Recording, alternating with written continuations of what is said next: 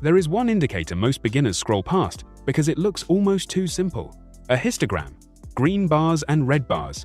No overbought zone, no oversold zone, no lines cluttering the panel. But the Awesome Oscillator, created by Bill Williams, is one of the most transparent momentum tools on the market. It does not try to be clever.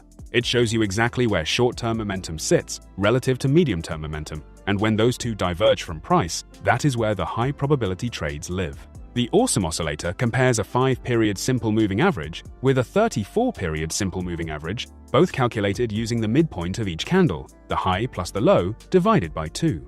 When the short average sits above the long average, the bars print green. When the short drops below the long, the bars print red. The position of those bars, relative to the zero line, tells you the directional bias.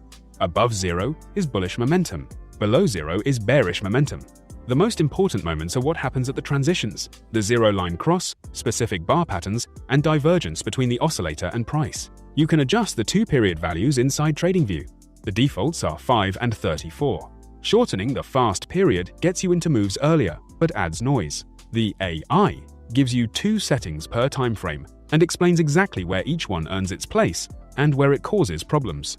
On the 5-minute chart, the standard setting is 5 and 34.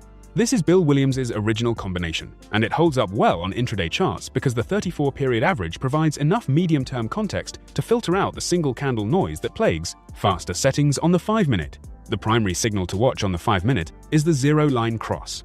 When the histogram moves from below zero to above, momentum is shifting bullish. When it crosses from above to below, momentum is turning bearish. The confirmation tool for the 5-minute zero-line cross is the volume-weighted average price, the average price paid for every unit traded throughout the session, weighted by volume at each price level.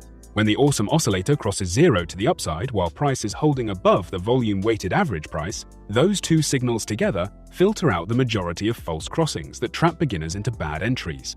Enter on the next candle's open with a stop below the most recent swing low. The second 5-minute setting is 3 and 20. Both averages shortened, which gets you into directional moves earlier.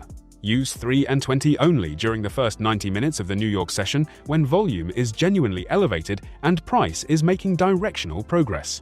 Outside of that window, during midday consolidation or low volume hours, 3 and 20 generates too many conflicting signals and the edge disappears quickly.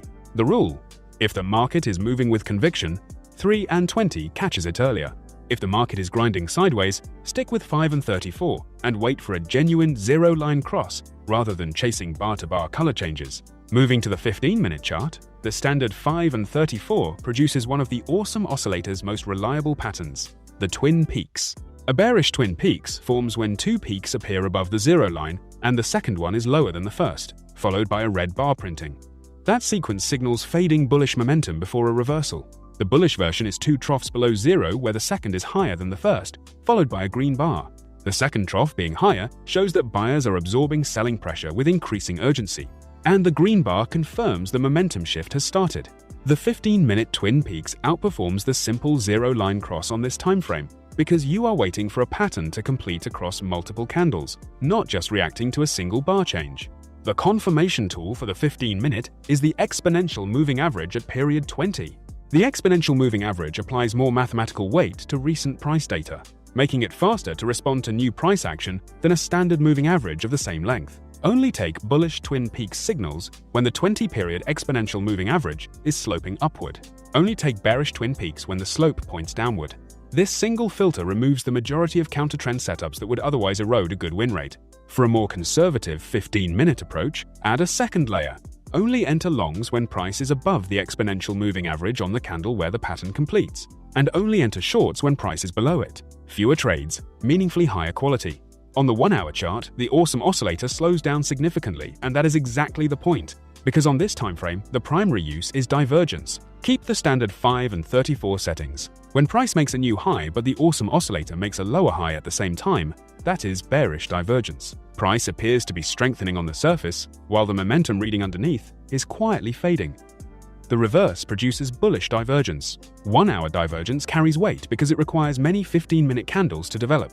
The price structure supporting the divergence has had time to mature, which means fewer false signals than the same divergence type on a lower time frame.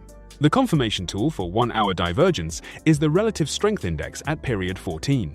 The relative strength index measures the speed and magnitude of recent price changes on a scale from 0 to 100. When bearish divergence on the Awesome Oscillator lines up with a relative strength index reading above 60, those two signals together produce a high probability short setup, with both momentum and overbought confirmation behind it. When bullish divergence lines up with a relative strength index below 40, that is a strong long signal. Enter on the candle following the divergence bar close, with a stop placed at the swing high or swing low that form the divergence pattern. One pattern worth spending time with is the saucer.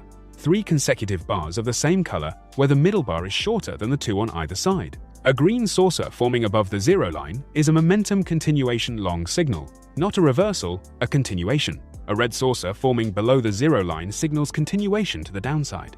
The saucer tells you momentum paused briefly before resuming its direction.